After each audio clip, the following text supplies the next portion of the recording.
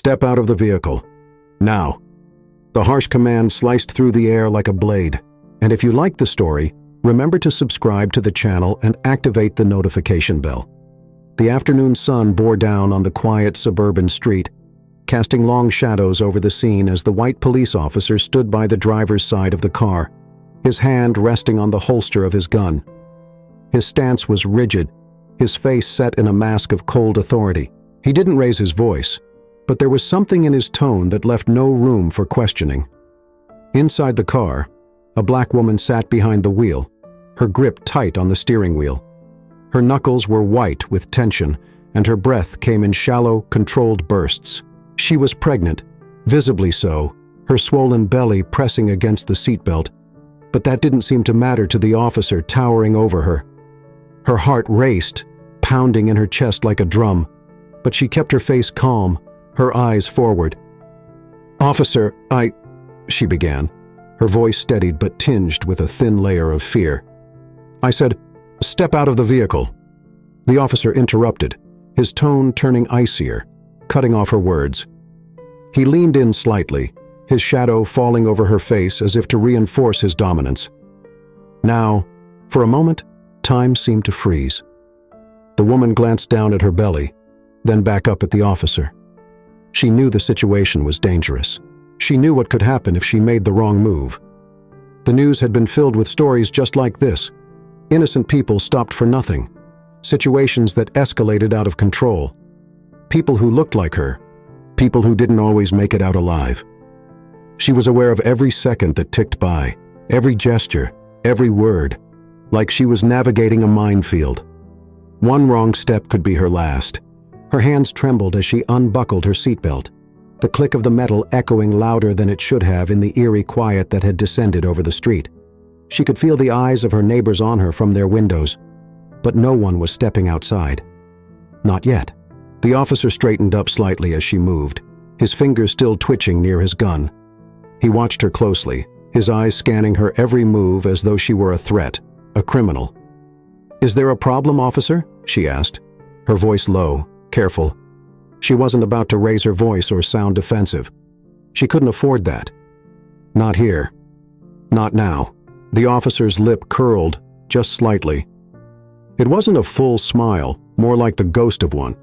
The kind that didn't reach the eyes, the kind that suggested he was enjoying the power he held over her.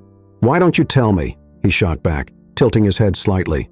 "Driving through here, acting all suspicious. Seems like you've got something to hide. What's the rush, huh?" The woman blinked, taken aback. "I wasn't speeding," she said, keeping her voice level. "I was going under the limit. I'm just on my way to an appointment." "Appointment, huh?" The officer's eyes flicked down to her belly, then back up to her face. He took a step closer, his boots crunching on the gravel as he leaned over her. "And what kind of appointment would that be?" Her heart raced faster. She could feel the sweat starting to bead at her temples, but she stayed calm. "A doctor's appointment," she answered, "for my pregnancy." She could tell he didn't believe her, or maybe he just didn't care. He looked her up and down again, his gaze lingering in a way that made her skin crawl. She could see it in his eyes, the way he sized her up, like she didn't belong here, like she wasn't worthy of respect. It was the look of someone who thought they knew everything about her just from the color of her skin, someone who thought he could control her, intimidate her. "You know," the officer said after a beat, his voice dropping lower, more menacing, "you people think you can do whatever you want. Just cruise around in nice neighborhoods, like you belong here, like the law doesn't apply to you." Her heart stopped for a second. "You people." The words hung in the air, heavy with meaning. Her hair was out in the open, not even veiled. The venom behind his words was clear, but she didn't react. She couldn't react. "I haven't done anything wrong," she said, her voice even quieter now. She wasn't sure if he heard her or if he cared. The officer took another step toward her, his hand moving closer to his gun. "Step out of the car now." "Now," he repeated, and this time there was no mistaking the threat in his voice. The woman hesitated. Every instinct in her body screamed at her to comply, to do what he said, and not provoke him any further. But at the same time, A cold fear gnawed at her. What if stepping out of the car made things worse? What if complying wasn't enough? She'd seen the stories. She knew how these encounters ended. And she wasn't just worried for herself anymore. She had her baby to think about. Her mind raced, trying to figure out the best course of action. She needed to de-escalate, to make him see that she wasn't a threat. But how could she do that when he'd already decided who she was the moment he pulled her over? "I'm pregnant," she said softly, almost pleading. "I'm just trying to get to my appointment, please." The officer's expression didn't change. If anything, he seemed to relish her discomfort. "And I'm just doing my job," he said coldly. "Step out of the car or I'll drag you out myself." The words hit her like a punch to the gut. Her breath caught in her throat, and for a moment, she couldn't move. She glanced around the street searching for someone, anyone, to intervene. But the street was empty. Just her, the officer, and the weight of his authority pressing down on her. Her hand moved slowly, almost reflexively, toward her phone on the passenger seat. She wasn't sure what she was going to do. Call someone, record the encounter, anything. But before she could even touch it, the officer's hand shot out. "Don't even think about it," he snapped, his voice suddenly sharp like a whip crack. His other hand hovered dangerously close to his gun. "Put your hands where I can see them. Now!" Her heart pounded in her chest. She froze, her hand inches from her phone, her mind racing. This was it, the moment she'd been dreading. One wrong move, one flicker of resistance, and he'd have all the justification he needed. "I'm not reaching for anything," she said quickly, her voice shaking slightly. "I'm just scared." The officer didn't seem moved. He stared at her with cold, calculating eyes, as if waiting for her to slip up, to give him a reason. The silence between them stretched on, thick with tension. She could feel her pulse in her throat, every beat reminding her of how fragile this moment was. Just then, her phone buzzed, the vibration rattling against the passenger seat. She flinched at the sudden sound, but the officer's hand shot toward his gun in response. "Stop!" he barked, his voice booming. "Step out! Now!" Her entire body tensed, every muscle locked in place as she tried to control her breathing. This was escalating faster than she'd ever imagined. She needed to think, to act carefully. She was terrified, but she couldn't let him see that. Not fully. The balance of power was so delicate, and one wrong move could tip it in his favor entirely. Then, almost instinctively, her hand moved back toward the seatbelt, unbuckling it slowly. The officer's eyes narrowed, watching her every move. She was trying to show him she was complying, that she wasn't a threat. But in her mind, she was searching for something, anything that could help her. Who could she call? The thought lingered, a whisper in the back of her mind. But then, another thought crept in. There was someone who could help, someone who could change everything, someone who wouldn't stand for this. But the officer didn't know that. Not yet. As she slowly opened the car door and stepped out, her heart raced with a new sense of urgency. The officer had no idea who she was. More importantly, he had no idea who her brother was, and he would find out soon enough. "Ma'am, I suggest you don't move unless you want to make things worse for yourself. And if you like the story, remember to subscribe to the channel and activate the notification bell." The officer's words sliced through the silence, his tone sharp, carrying an unspoken threat. The pregnant woman, seated behind the wheel of her car, felt her pulse quicken. Her hand hovered near the window controls, her mind racing as she tried to understand how a routine traffic stop had escalated into this. She glanced at the officer standing by her window, his white-knuckled grip on his belt, his eyes cold and calculating. There was no reason for this to be happening. She hadn't been speeding, her taillights worked fine, and she certainly hadn't broken any laws. But in that moment, none of that mattered. The officer leaned in closer, his large frame casting a shadow over the car, amplifying the sense of power he seemed so desperate to wield. "License and registration," he barked again as if her hesitation was an act of defiance. She tried to stay calm, inhaling deeply before speaking. "Officer, I already gave you my license." I asked for the registration." "Don't make this harder than it needs to be," he interrupted, his voice now louder, a hint of impatience creeping in. His hand twitched near the holster on his hip, as though the simple act of asking for paperwork had justified his readiness for violence. Her heart thudded in her chest. She'd heard stories like this before, stories that rarely ended well for people like her. But this wasn't just about her anymore. Her hand instinctively went to her belly, cradling the life inside her, the unborn child who deserved so much more than this terrifying reality. "I'm getting it from the glove compartment," she said, forcing her voice to remain steady. Her fingers moved slowly, carefully, as she reached across the passenger seat. She knew that any sudden motion, any wrong step, could give this man the excuse he seemed to be looking for. The atmosphere was electric with tension, and she could feel the officer's gaze burning into her, searching for reason to escalate things further. As she opened the glove compartment, her registration papers neatly tucked inside, she couldn't help but notice the stark difference between this encounter and others she'd seen involving different people in different neighborhoods.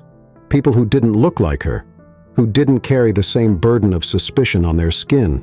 "Come on, lady, you got all day," the officer sneered, taking a step closer to the car. His hand moved to rest on the handle of his baton now, a deliberate gesture meant to send a message. "I'm in control here." She swallowed hard, feeling the knot tighten in her throat. Her hand shook as she pulled out the registration and held it out to him through the open window. The officer took it without looking at her, his eyes darting back and forth between the paper and the road, as though he was expecting her to make some kind of move. He was itching for it. And then came the real kicker. "I've dealt with plenty like you before," he said, his voice quieter now, but still dripping with disdain.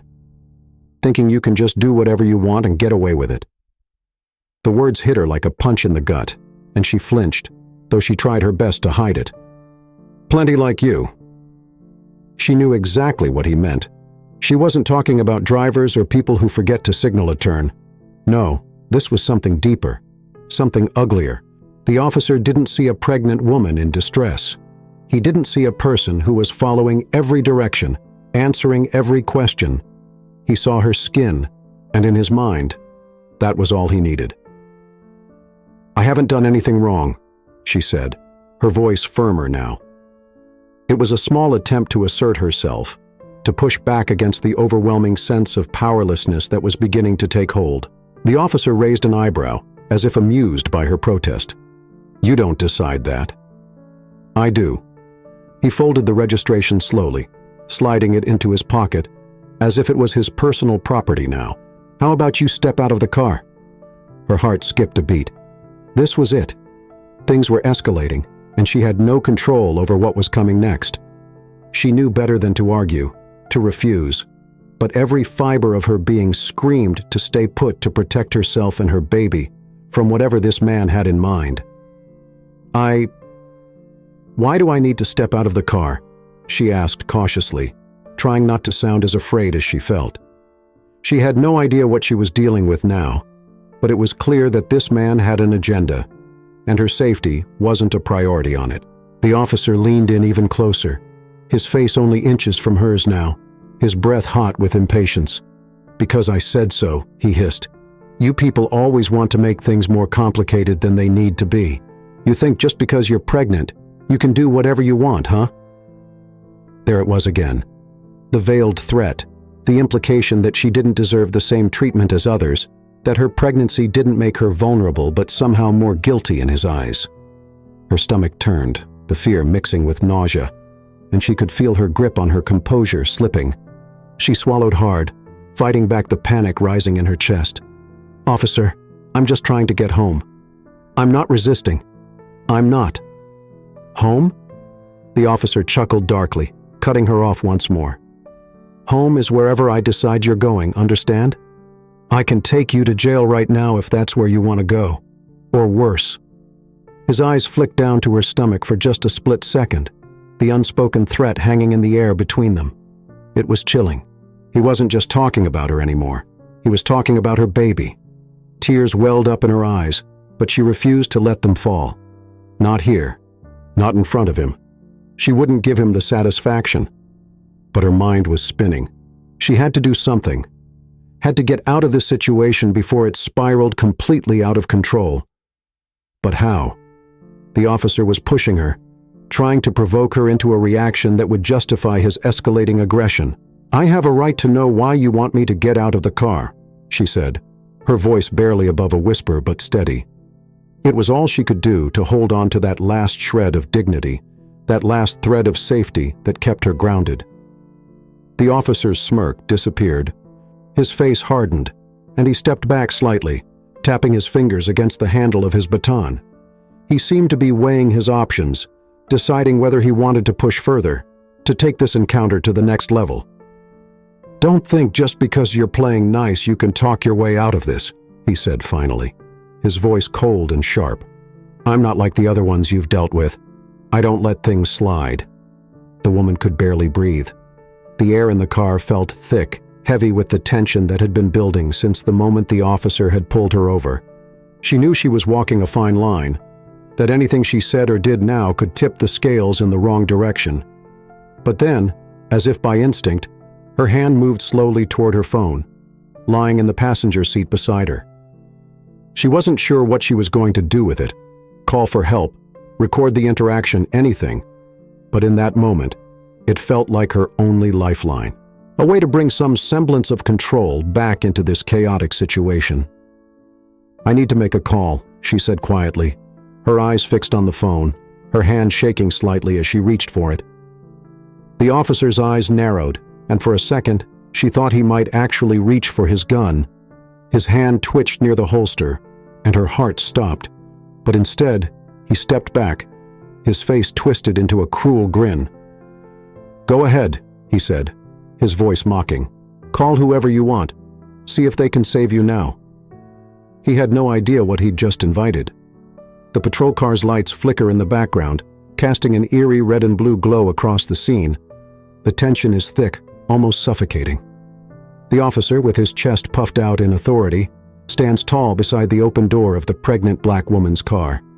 Her knuckles grip the steering wheel tightly, her breath shallow. She knows the danger she's in, but she has to stay calm. Her heart races, not just for herself, but for the life she's carrying.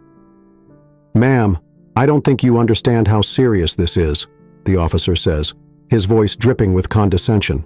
His hand hovers dangerously close to the holster at his side, a silent threat that doesn't need words. He leans in closer to her window, his breath almost fogging the glass.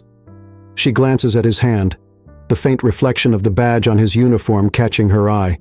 She's read the headlines, seen the stories. She knows how this could end if she makes one wrong move. Her voice shakes as she forces herself to speak. "I haven't done anything wrong," she says, trying to keep her voice steady, her fingers trembling. The officer's lips curl into a sneer. "That's what they all say," he mutters under his breath, but loud enough for her to hear. He taps on the side of her car, the sound sharp in the night air. "You think I'm stupid? You think I don't know what you're up to?" Her chest tightens. She knows she hasn't done anything. But logic and truth don't seem to matter here. The officer's disdain is clear, his intentions even clearer. She's not just another driver to him, she's a target. "I just want to call my family," she says, her voice barely above a whisper. "Please." The officer's eyes narrow and he scoffs, stepping back from the car. He crosses his arms, his smirk widening. "Go ahead. Call whoever you want. It won't change a thing." He waves his hand dismissively, as if the very act of her calling someone is laughable. Her hand shakes as she reaches for her phone on the passenger seat. Her fingers fumble over the screen. The officer watches her every move with a hawk's gaze, as if waiting for her to slip up, to give him a reason to escalate. She presses the number she knows by heart, the number she hoped she wouldn't have to use tonight. The phone rings once, twice, then clicks. A deep, familiar voice answers. "What's wrong?" It's her brother, the comm authority, in his voice cutting through her panic like a lifeline. "I'm being pulled over," she says, her voice shaking. "It's bad. He's threatening me." There's silence on the other end, the kind of silence that comes before a storm. "Where are you?" her brother asks, his voice now tight with urgency. She rattles off her location, her eyes darting nervously back to the officer, who is still standing a few feet away, his hand resting lazily on his belt. The officer takes a step closer again, noticing the fear in her eyes. He's enjoying this. He leans in, his tone dark. "You think someone's coming to save you? Go ahead, call him. See if they get here in time." His words send a shiver down her spine. Her brother's voice is steady on the other end. "Stay calm. Don't say anything else. I'm on my way." She nods, even though her brother can't see her. She ends the call and places her phone back down on the passenger seat, her hand still trembling. She doesn't want to show fear, but it's too late. The officer's eyes glint with satisfaction. He's already seen it. "So, who was that?" the officer asks, his tone mocking. "Your boyfriend? Husband? Or someone else who's going to tell me how I should do my job?" She remains silent, refusing to take the bait. The officer's smile falters slightly when she doesn't answer, the power dynamic shifting in ways he hadn't anticipated. Her silence unnerves him, but he's too arrogant to realize why. He taps the side of her car again, harder this time, trying to regain control of the situation. "You know," he says, lowering his voice, "it'd be a shame if something happened here tonight, especially with you being in your condition." His eyes drop briefly to her stomach, the unspoken threat hanging in the air like a noose. Her pulse quickens, but she bites down on her fear, refusing to give him the satisfaction of seeing her break. She knows what he's trying to do. He wants her to panic, to make a mistake, to give him a reason. But she won't. She can't. She thinks of her brother speeding through the streets right now, racing to get to her. He's always been the one to protect her, to shield her from the world's ugliness. But right now, she's on her own. "I've dealt with plenty of people like you before," the officer continues, his voice dripping with venom. "Think you can get out of trouble with a phone call? Let me tell you something. No one's coming to help you. You're all alone out here." She swallows hard, her heart hammering in her chest. She doesn't believe him. She can't believe him. Her brother is coming. He always comes through for her. He has to. The officer takes another step closer, looming over her window now, his shadow casting a long, menacing figure in the dim light. "You should have thought twice before pulling that attitude with me," he says, his voice a low growl. "Now look where you are." Her hand hovers over her belly protectively, her mind racing with thoughts of her unborn child. She tries to steady her breathing, but the fear gnaws at her, threatening to consume her. Every second that passes feels like an eternity. The officer's patience is wearing thin. He leans down, his face just inches from hers now. "Get out of the car," he orders, his voice sharp, her body tenses. She knows that getting out could make her more vulnerable, but staying in the car might provoke him even more. She hesitates, unsure of what to do. "I said, get out of the car," he repeats, louder this time, his hand moving toward his taser. Before she can react, the sound of screeching tires cuts through the tension. A sleek black car pulls up behind the police cruiser, and a tall figure steps out, moving with purpose. Her breath catches in her throat as she sees him, her brother. His expression is dark, his jaw clenched as he strides toward the scene. The officer, momentarily startled, turns to face the newcomer, his grip on his taser loosening slightly. For the first time that night, a flicker of hope sparks in her chest. She doesn't know what's about to happen, but she knows one thing. Her brother is here, and everything is about to change. The tension in the air was thick. The pregnant woman, her hands now trembling with a mixture of fear and frustration, glanced down at her phone. Her breath came in shallow, anxious bursts as the officer continued his cold interrogation. His white hand gripped the edge of her car window, the flashing red and blue lights bouncing off his uniform. His eyes were hard and unforgiving, like he had already made up his mind about her. She could feel the weight of his judgment pressing down on her, suffocating. "I told you I haven't done anything wrong," she said, her voice steadied but strained, trying to maintain her composure despite the fear gnawing at her insides. "I'm just trying to get home." The officer scoffed, his lip curling into a sneer. "We'll see about that," he said, his tone dripping with condescension. "People like you always have an excuse. People like you." The words hit her like a punch to the gut. confirming what she had already feared. This wasn't about a traffic violation. It was about her skin color, her presence in a place where he didn't think she belonged. He had already decided she was guilty of something, anything, simply because of who she was. Her heart pounded in her chest as she unlocked her phone. With shaky fingers, she scrolled through her contacts. She knew exactly who she needed to call. It was a last resort, something she didn't want to do, but the situation had escalated beyond anything she could handle on her own. She pressed the name, her brother's number, and held the phone to her ear. The officer glanced at the phone and smirked, leaning in closer to her window. "Go ahead," he said mockingly. "Call whoever you want. It won't change anything. You're not talking your way out of this." The woman ignored him, her heart hammering in her ears as the phone rang. Each ring felt like an eternity.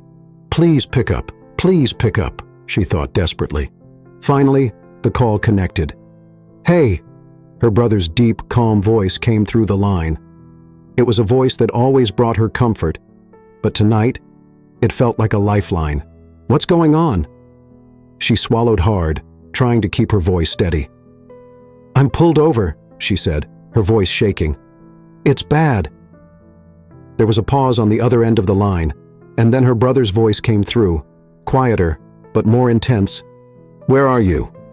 She quickly rattled off the location, her eyes darting nervously back to the officer, who was now tapping his fingers impatiently on the roof of her car. He was growing more irritated, clearly not expecting her to make him wait. "Stay calm," her brother said, his voice a steady anchor in the chaos. "I'm on my way. Don't say anything else to him, okay?" She nodded, even though he couldn't see her, and ended the call. She placed her phone in her lap and took a deep breath, trying to steel herself for whatever was coming next. She could only hope her brother would get there in time. The officer leaned in again, his patience clearly wearing thin. "Who'd you call?" "Your lawyer," he asked with a smirk. "Not that it'll help you." The woman didn't answer, just kept her eyes forward, gripping the steering wheel tightly, her knuckles white. She could feel her baby moving inside her, a tiny kick, as if reminding her that she needed to stay calm for both of them. But it was getting harder and harder. Minutes passed like hours, and the silence in the car was deafening. The officer shifted his weight, glancing around as if expecting backup to arrive at any moment.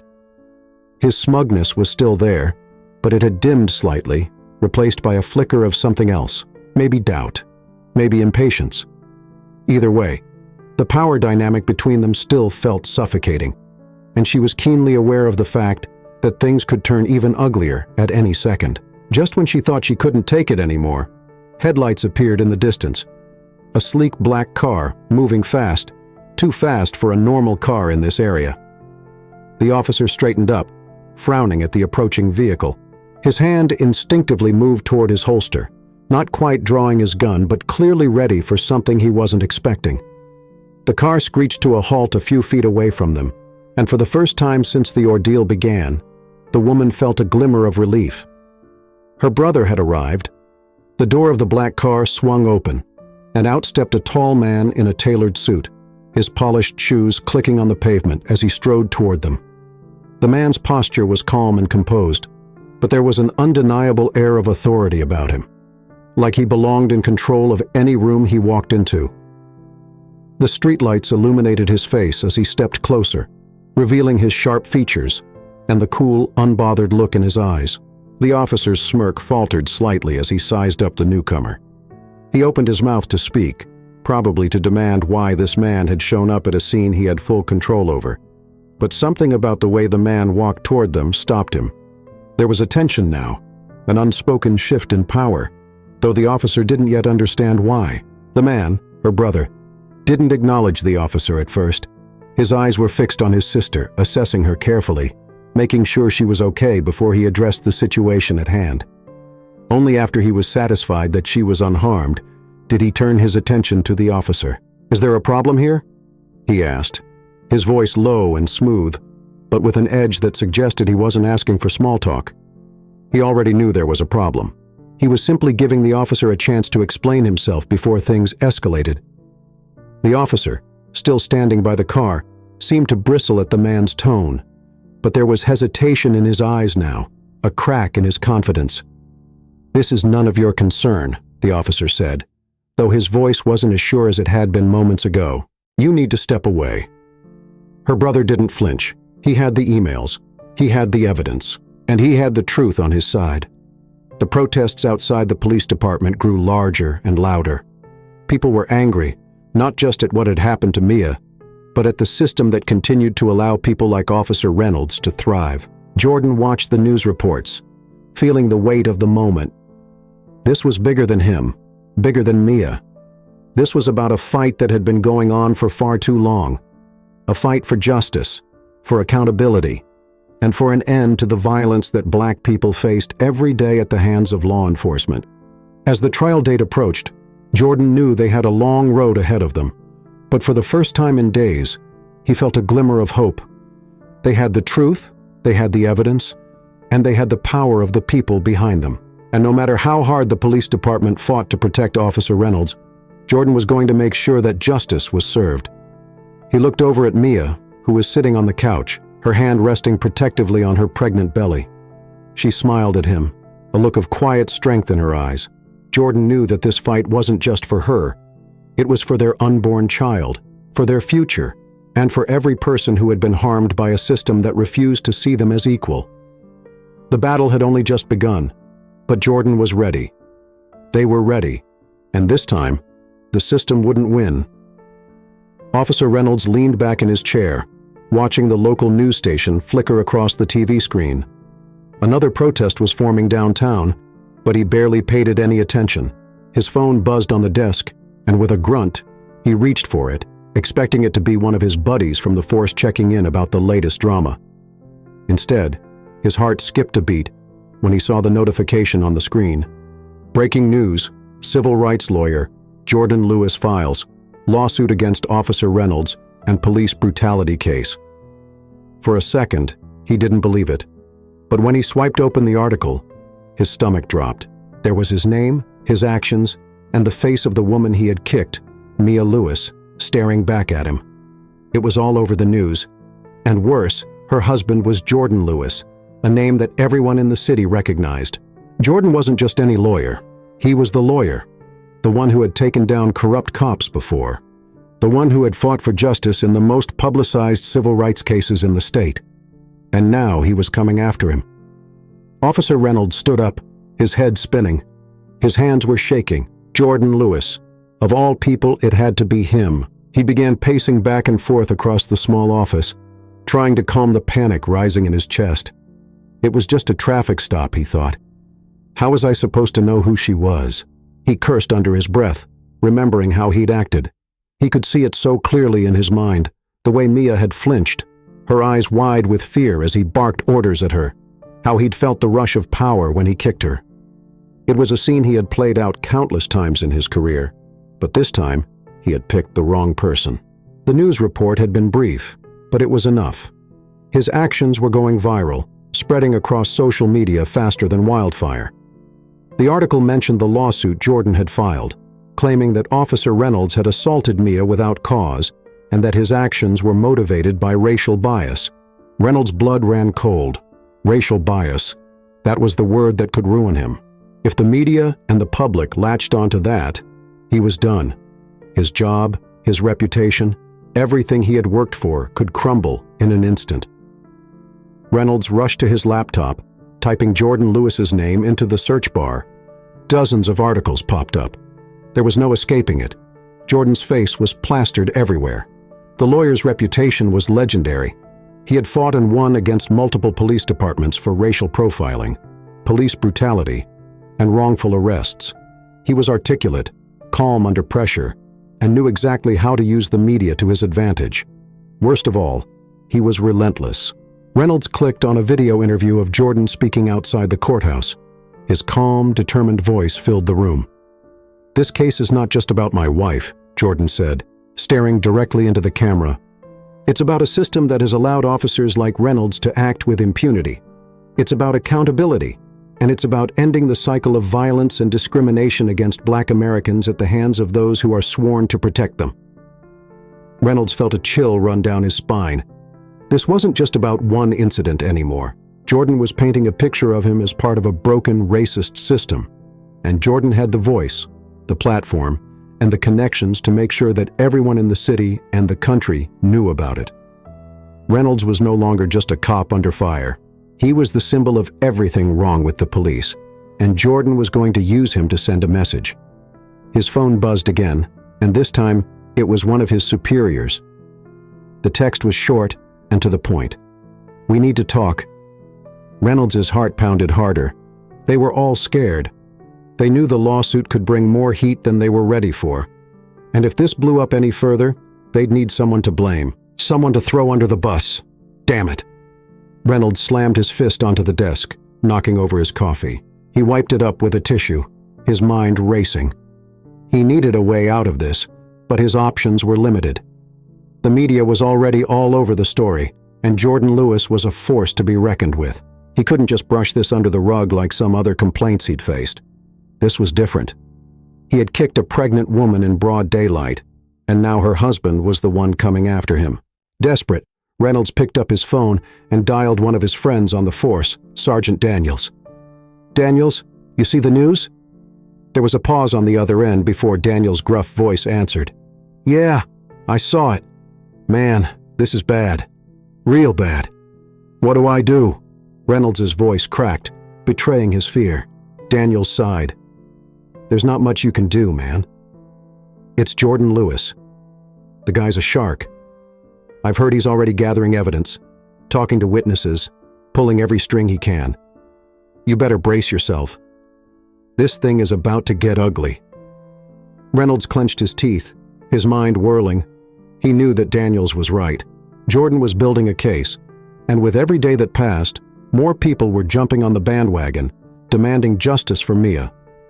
The protests outside the police department were growing larger, with signs reading, "Justice for Mia" and "End Racist Policing." The heat was closing in, and he had no idea how to stop it. But there was one thing he knew for sure. Jordan Lewis wasn't going to stop until he brought him down.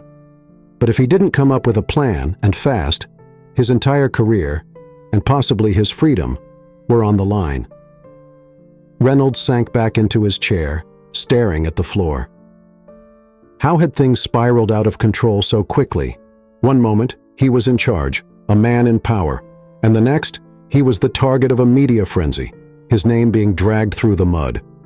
He needed to talk to his lawyer and figure out what his options were. Maybe he could get ahead of this somehow, spin the story in his favor. After all, he wasn't the only one involved. The department had let this happen. They had covered for him before. Why would this time be any different? His thoughts were interrupted by another notification on his phone, this time a headline that made his heart race even faster. Jordan Lewis to hold press conference tomorrow. Major evidence to be revealed. Evidence? Reynolds muttered, his mouth dry. What could Jordan possibly have? What did he know? The reality hit him like a punch to the gut. This wasn't just about what happened on that street corner. Jordan had resources, connections, and the will to dig into every corner of his past.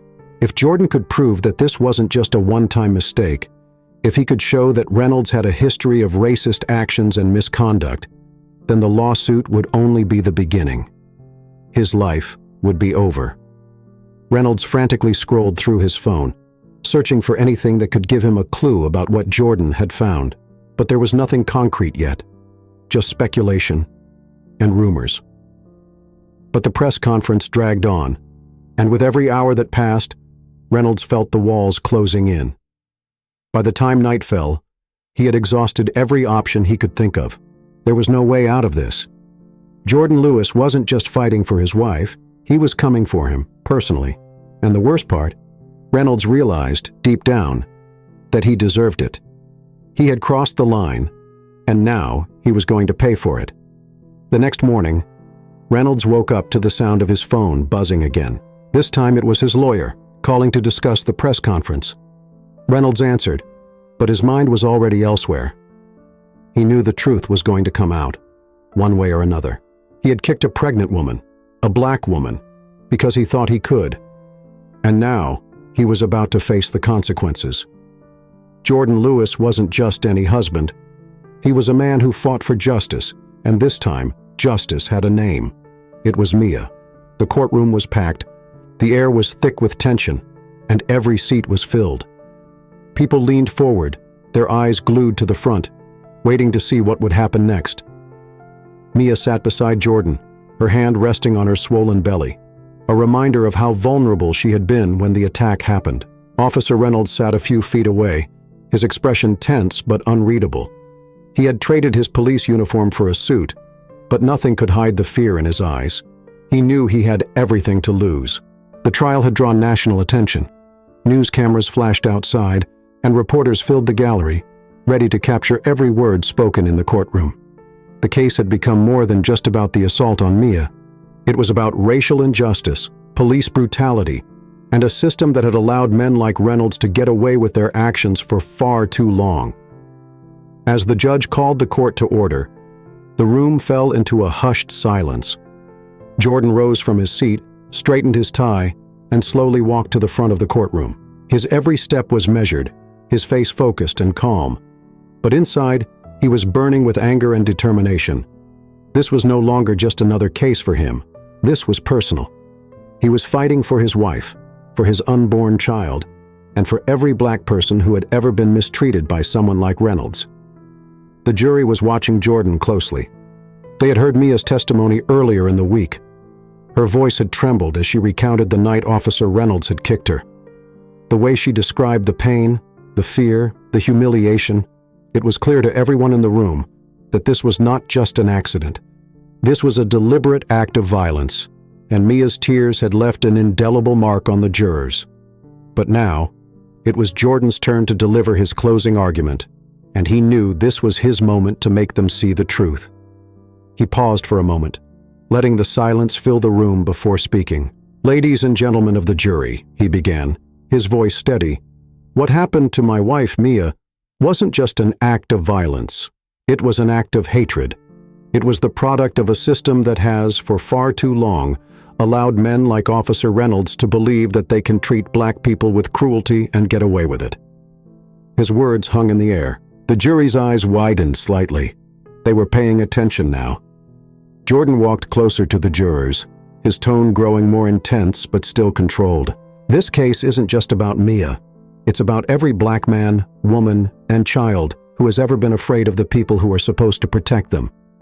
It's about a history of racism, about people in power who think they can act however they want, simply because they wear a badge." The jurors glanced at each other, the weight of Jordan's words sinking in. They knew the case was more than just about Mia's assault. It was about justice, about accountability, and about righting the wrongs of a system that had protected people like Reynolds for too long. Jordan didn't give them a chance to look away. He continued, his voice filled with passion. "Officer Reynolds didn't just kick Mia because she hesitated to get out of her car. He kicked her because of what she looked like. He saw a black woman, and he thought he could treat her however he wanted. He thought that no one would care. But today, you have the power to show him and the world that you do care. That what he did was wrong, and that justice will be served." He let those words linger, and in the silence that followed, it was clear the jury was hooked. Jordan had struck a nerve. In the back of the room, the reporters scribbled furiously, trying to capture every word. The tension was palpable, and even those watching on live streams from their homes could feel it. Jordan had crafted his argument carefully, revealing just enough to build anticipation without giving everything away too soon. Each statement left the jurors wanting more, needing to understand the full picture before they made their final decision. Jordan glanced at Mia, her eyes filled with a mixture of pride and fear. She had trusted him to seek justice for what had happened to her, and he wasn't going to let her down. He turned back to the jury, preparing to deliver the final piece of his argument. He reached into his pocket and pulled out a folded piece of paper. "This," he said, holding it up for the jury to see, "is Officer Reynolds' disciplinary record. A record filled with complaints from other black citizens, each one detailing how he mistreated them, how he used his power to intimidate, to bully, and yes, even to harm. Each one of these complaints was ignored. buried by the system. There was a murmur in the courtroom as Jordan unfolded the paper and began to read. Here's one. Officer Reynolds pulled me over for no reason, called me a racial slur, and threatened to arrest me if I didn't comply. Here's another. I was walking home when Officer Reynolds stopped me, pushed me against a wall, and searched me without any cause. The jurors' expressions shifted. What they had seen as an isolated incident was suddenly part of a larger, more troubling pattern. Jordan could see their minds turning, piecing together the evidence, understanding that this case was about more than just what happened to Mia. It was about a man who had abused his power for years, and a system that had led him. As Jordan continued, the weight of his argument became undeniable. The system failed Mia, just as it failed every other person who filed a complaint. But today, you have the power to change that. You have the power to send a message that we will no longer tolerate racism, hatred, or violence in our police force. That no matter who you are, no matter what color your skin is, you deserve justice. He looked each juror in the eye, making sure they felt a responsibility on their shoulders. I know this is a heavy burden, he said softly, his voice filled with empathy. But you have the opportunity to do the right thing, to stand up for Mia, and for every black person who has been mistreated by people like Officer Reynolds. You can be the change. The room was silent. Even Officer Reynolds, who had spent most of the trial with a smug look on his face, seemed rattled. His lawyers shifted uncomfortably, clearly aware that Jordan had made a strong case. Jordan stepped back, letting his final words sink in. Justice is not just a word we throw around. It's something we must fight for, something we must protect. And today, I ask you to deliver justice for Mia, for our child, and for all the people who deserve better from those sworn to protect us. With that, he returned to his seat beside Mia. She squeezed his hand tightly, her eyes welling with tears. She knew he had done everything he could. The judge gave the jury their instructions, and as they filed out to begin their deliberations, the tension in the room only grew. Everyone knew that the decision they were about to make was bigger than just this one case. It was about accountability. It was about justice. And it was about setting a precedent that police officers could no longer hide behind their badges when they acted with hatred. Hours passed, and as the jury returned, the entire room held its breath. The judge asked the foreperson, "Have you reached a verdict?" The foreperson stood and nodded. "Yes, Your Honor. We find the defendant, Officer Reynolds, guilty of assault and misconduct." A collective sigh of relief washed over the room. Mia sobbed quietly, leaning into Jordan's arms, while the community members sitting behind her let out cheers of triumph. Justice had been served, but it had been a hard one. As the verdict was read aloud, it was clear that something had shifted in the room. This wasn't just about punishing one bad cop. It was about beginning to dismantle a system that had allowed people like him to thrive. It was about hope, about change, and about justice finally finding its way to those who deserved it most. For Jordan, the fight wasn't over, but for now, he had won the most important battle of his life. The courtroom buzzed with tension as people took their seats. The air felt electric, thick with anticipation. Jordan Lewis sat at the front, his heart racing, knowing that today could change everything. He glanced at his wife, Mia, who was sitting beside him, her eyes filled with both fear and determination. It was the day of the verdict, and everyone in the room was aware that this was more than just a trial. It was about justice, about hope, and about the fight against racism that had gone on for far too long. The judge entered the room, and a hush fell over the crowd. Mia held Jordan's hand tightly, squeezing it for comfort. They had been through so much together, and now they were at the brink of a moment that could define their lives and the future of their community. Jordan looked around the courtroom, noting the faces of friends, family, and supporters who had come to stand with them. There were signs of encouragement, justice for Mia, and "we stand together." The presence of their community gave them strength, but the weight of the moment was heavy. As the judge began to speak, Jordan's thoughts raced. He couldn't help but think back to that fateful day when Officer Reynolds had kicked Mia. He remembered the look of pain on her face, the terror in her eyes, and how helpless he had felt. He had dedicated his life to fighting for justice, but nothing could prepare him for the reality of seeing his own wife suffer at the hands of someone who was supposed to protect them. Now they were here, ready to face the system that had failed them for so long. The judge's voice broke through his thoughts. "We have reached the conclusion of this case. The jury has deliberated, and I will now read their verdict." Silence enveloped the room. Jordan held his breath, and Mia looked straight ahead, her expression resolute. They were both scared, but they wouldn't back down. On the charge of assault against Mia Lewis, we find the defendant, Officer Reynolds, guilty. A wave of emotion swept through the courtroom.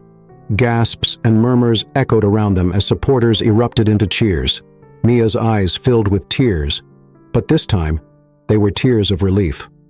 She turned to Jordan and hugged him tightly, feeling the warmth of his embrace and the support of their community surrounding them. But before they could fully celebrate, the judge continued, "Officer Reynolds, you are also found guilty of misconduct. You will face sentencing shortly." The weight of those words settled over the room like a heavy blanket. While the guilty verdict was a victory, it wasn't over yet.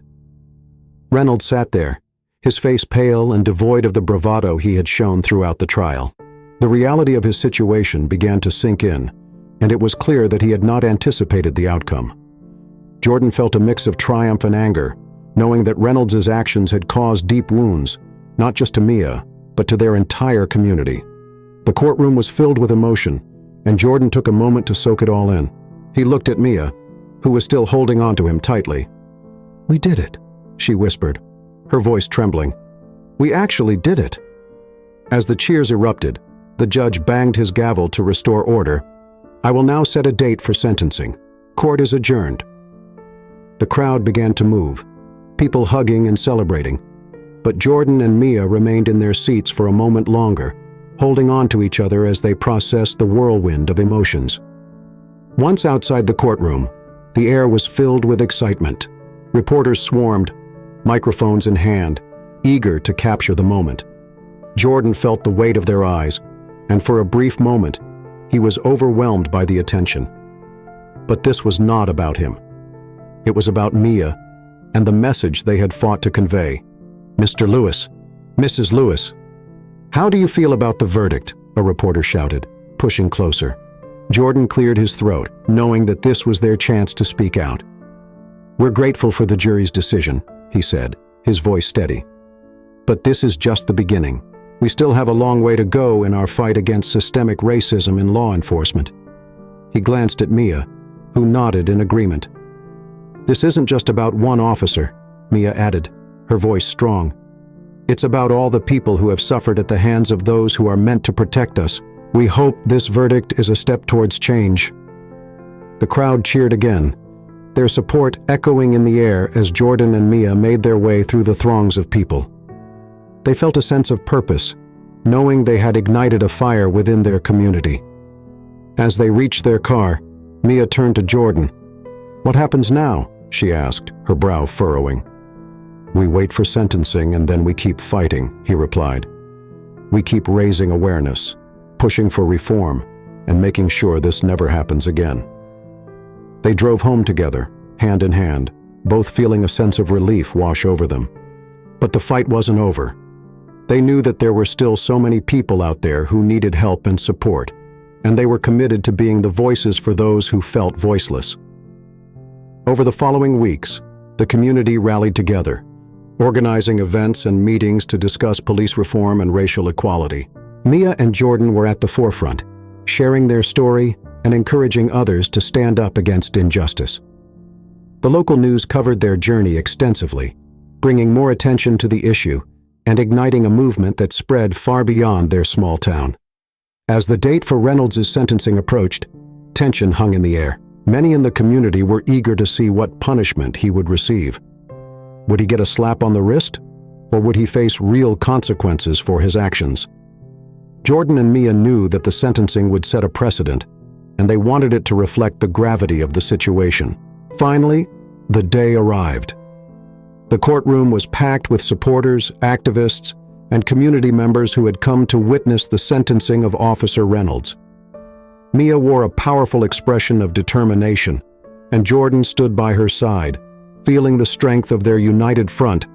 As the judge entered, the atmosphere was tense. Reynolds sat with his lawyer, the weight of the moment evident on his face. Jordan could see the anxiety in Reynolds' eyes, and for a moment, he felt a sense of satisfaction knowing that the man who had caused so much pain was finally facing the consequences. The judge cleared his throat, and the room fell silent. "Officer Reynolds, you stand before this court after being found guilty of assault and misconduct. The actions you took on that day were not just a violation of the law, but a betrayal of the trust placed in you by the community. In my opinion, this court must send a message that such behavior will not be tolerated." The judge paused, looking around the room. "Given the severity of your actions and the impact they had on Mia Lewis and her family, I am sentencing you to 3 years in prison." Gasps echoed through the courtroom, but Mia felt a rush of relief. Justice had been served, and the community's message had been heard loud and clear. As the judge banged the gavel, Jordan turned to Mia, who was already crying tears of joy. "We did it," he said, pulling her into a tight embrace. "We really did it." But even in that moment of triumph, Jordan knew that the fight wasn't over. The sentencing was just one battle in a much larger war against racial injustice. He and Mia had made a difference, but there was still so much work to be done. In the weeks that followed, Mia and Jordan became more involved in community organizing. They spoke at schools, churches, and local events, sharing their story and inspiring others to take action. They called for changes in police training, accountability measures, and community engagement, determined to ensure that what happened to Mia would never happen again. As they continued their work, they also focused on their growing family. Mia's pregnancy had progressed, and she was filled with excitement and a sense of purpose. The couple began preparing for the arrival of their child, envisioning a future where their family would thrive in a community that was stronger and more united. One evening, as they sat together in their living room, Jordan turned to Mia. "I want our child to grow up knowing they can be proud of who they are," he said softly. "I want them to know that they come from a legacy of strength and resilience." Mia smiled, placing her hand on her belly. "And I want to teach them to stand up for what's right, just like we did. No matter what challenges they face, they'll know they're not alone." As the couple settled in for the night, they felt a sense of hope for the future. They knew that the journey ahead would be filled with challenges, but they were ready to face them together, united by love and their shared commitment to justice. The fight against racism and injustice would continue, but with every step they took, they were making a difference, not just for themselves, but for countless others. And as they prepared to welcome their new baby into the world, they knew they were laying the foundation for a brighter, more equitable future. In the end, Mia and Jordan emerged as powerful advocates for change, driven by their love for each other and their unwavering commitment to fighting for justice. They would not only be parents, but also leaders in their community, ensuring that their child would grow up in a world where love, acceptance, and equality prevailed. And so, their story continued, a testament to the power of resilience, the strength of community, and the enduring hope for a better tomorrow.